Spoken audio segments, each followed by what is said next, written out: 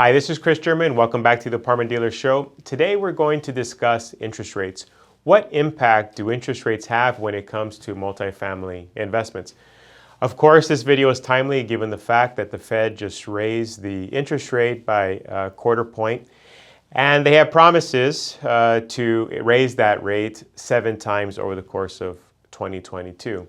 So what does that mean? Was the recording of this video, or just prior to this video, interest rates for multifamily loans here, if we're talking Southern California, were about 3.5%. And when we're looking at the interest rate and a multifamily investment, we're looking at the spread between the cap rate and the current interest rate. Well, as of today, the average interest rate is about 3.75% now for a multifamily loan.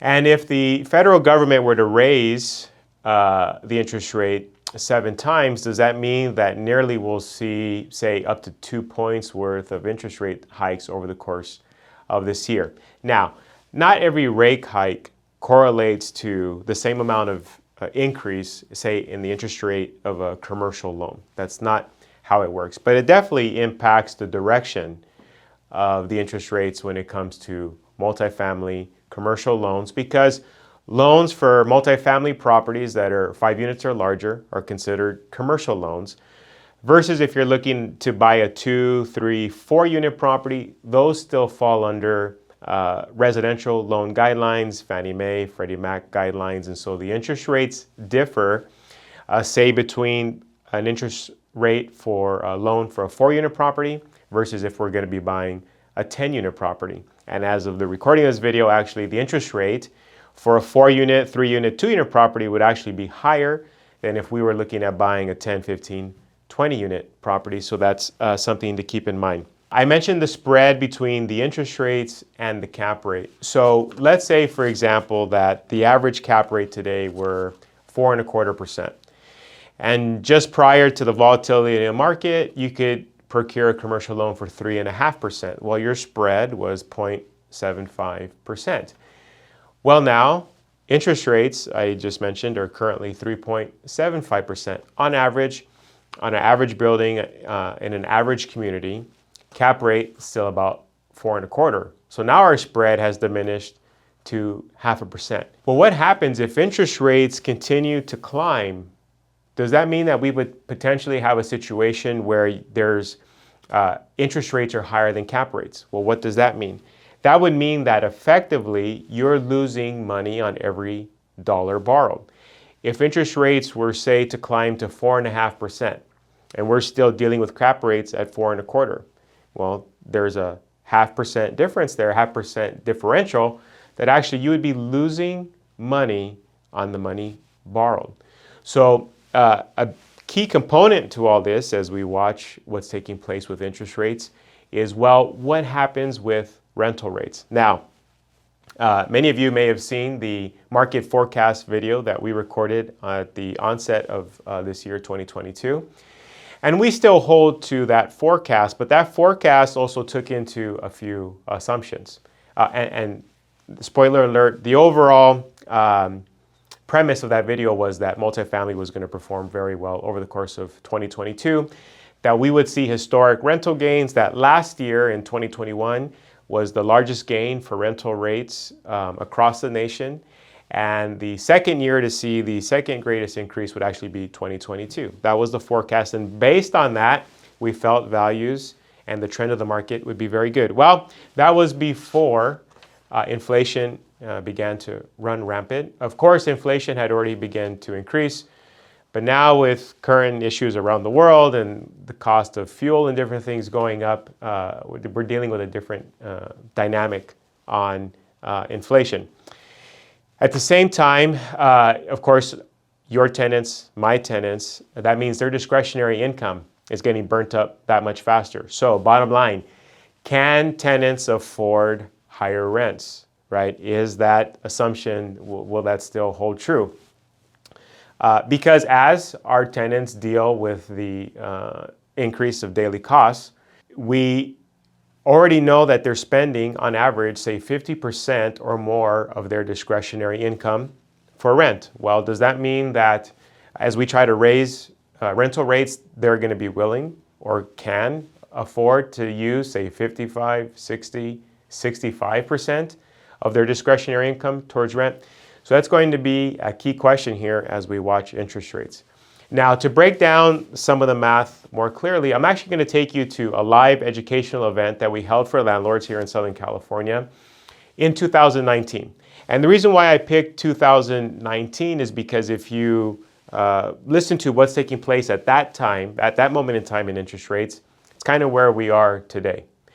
Well, why is that? Well, in 2019, although we hadn't seen values necessarily shift for multifamily properties, you definitely could sense there was a shift in the air. Since 2017, property values had been trailing sideways, residential real estate had grown stale, and many of the individuals that I was interviewing at that time involved in various facets of multifamily all agreed that, yeah, it feels like there's a shift going to occur.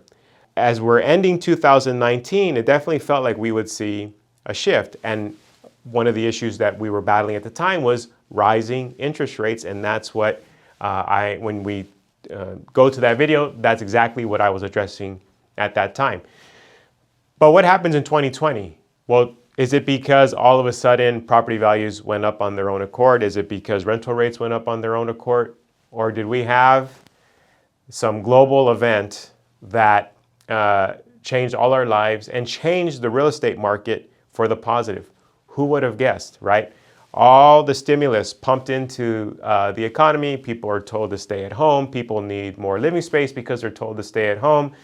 People are told to work at home. All these different things that we could not have guessed in 2019 occur in 2020 and give the market, the multifamily market and the residential single family house market, gave it the lift it needed, that it so direly needed. But is that beginning to wane? Time will tell. But let's go to that footage now so we can break down some of the math. How does this work when we're looking at net income and interest rates, multifamily investments? Let's take a look.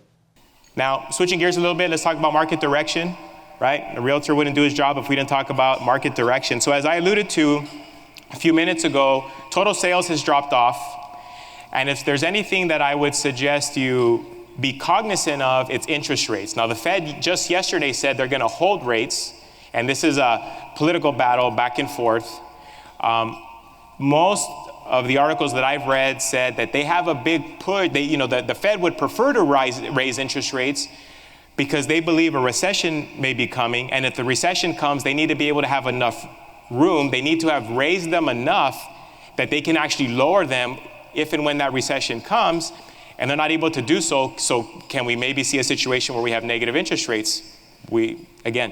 I don't know, I'm not an economist, but I do know what interest rates do to property values. So let's take a look at this. This is an actual deal that Deepan and I sold in 2017. Property sold for $3,390,000. Primarily, we want to pay attention to the cash flow. In October of 2017, his cash-on-cash return was 3.5%. If he were to buy it at today's rate, the cash-on-cash drops to 2.4%. So if a buyer says, I'm not okay with 2.4, I want the 3.5%, what does that mean in terms of value? You have to reduce the price to $3,015,000 in order for that pre-tax cash flow to return to $47,000. Does everyone follow? So again, in the real life scenario, the blue, where we sold the property, at the close of escrow, cash flow is $47,000. In order to have that same rate of return today based on today's interest rate, I couldn't sell the building for $3,390,000. I would have to sell the building for $3,015,000 if buyer demand dictated that was the rate of return. So I just mentioned that because I want, if there's anything to be cognizant of, to keep your ears to the ground, so to speak, is interest rates. Okay, so what's the takeaway? The overall takeaway is that for every 1% that interest rates rise in a commercial loan for multifamily properties, it affects your net income by as much as 15%. That's the bottom line. So we do not have to go from where we currently are now at 3.75 to 12%, right? Because I wasn't around in the Jimmy Carter era where I hear stories about interest rates at 18%. I was a young child at that point. But I hear the stories, and so I also have investors say things like, well, I don't think we're gonna see those interest rates again. God forbid that we do. Because I just told you, for every 1% we see an increase in interest rates, your net income drops by as much as 15%. So we do not need to go to 10, 12%. Take the market from 3.75 today to say 6% interest rates. And if our cap rates do not increase, what does that mean for the market? So how could the market absorb the volatility that we currently see? It's one of two things. One, rental rates would continue to increase. That even amidst inflation, let's say we see an increase in wages, which we do in general in some of the lower end jobs. You hear about Target paying $20 or more and McDonald's paying $20 or more. So you see some of that. But on a grander scale, will we see wages increase to against amidst inflation, right? That's one way that the tenants may be able to afford higher rental rates. Will they have no choice given supply and demand? And we're landlords here in Southern California are somewhat spoiled when it comes to supply and demand. We do have the upper hand in that they're not building a whole lot of multifamily units. So if you hold units, the tenants don't have much to pick from. Even here recently, vacancies in my own buildings, literally a line out the door for, say, a 2-hour showing, at least 5, 6 people deep, the entire 2 hours of people that are looking to view our units. And if you watch our previous videos, you know that we charge above market rents because we offer above average units. And even still, at those rental rates, we still have lines. So all is good for now. And that is where we are. All is good. I'm posing the question today. Fed's going to raise the rate 7 times this year. Maybe they don't even raise it 7. Even if they raise it 4, probably not good news. Tenants are battling inflation at the grocery store, at the gas pump. Do they have enough income to continue to pay these rising rental rates? And if they don't, and if investors, as in the video, say, well, you know what? Interest rates are rising. My rate of return has now fallen. I want a certain rate of return. The only way that you get that rate of return, if rents have not gone up and interest rates have gone up, is you have to bring the price of the property down, right? You have to bring down the asking price of a property that's being marketed for sale in order to increase that net income, that yield that the new potential buyer is going to experience. That's the bottom line. So it's interesting what will take place over the course of the rest of this year as we watch these things. Of course, we'll be bringing you those individuals into our fold, onto the Apartment Dealer Show, to quiz them. What's their take on this? Maybe they think I have it completely wrong. Maybe they think that's a little bit too pessimistic. And so we're going to be interviewing those individuals in the coming weeks that have much to say when it comes to market direction, interest rates, and all that we see, the volatility in the market currently. And of course, we have our educational events that we'll be hosting as well for the landlords local here in our area. We'll be diving into not only the capital markets and the financial markets, but all the new laws when it comes to owning multifamily, supply and demand, current values, and so forth. I hope you found this video informative. Please give the video a like if so. Be sure to subscribe to our channel so that you're getting the updates when we release new videos. Share a comment, give us some feedback, what's working, what's not. We want to assist you as you're going along in this adventure of being a landlord, multifamily investor. And as always, as you continue to build your financial legacy in multifamily properties, I wish you positive cash flow, tenants who behave, and much protection from Uncle Sam. Till next time.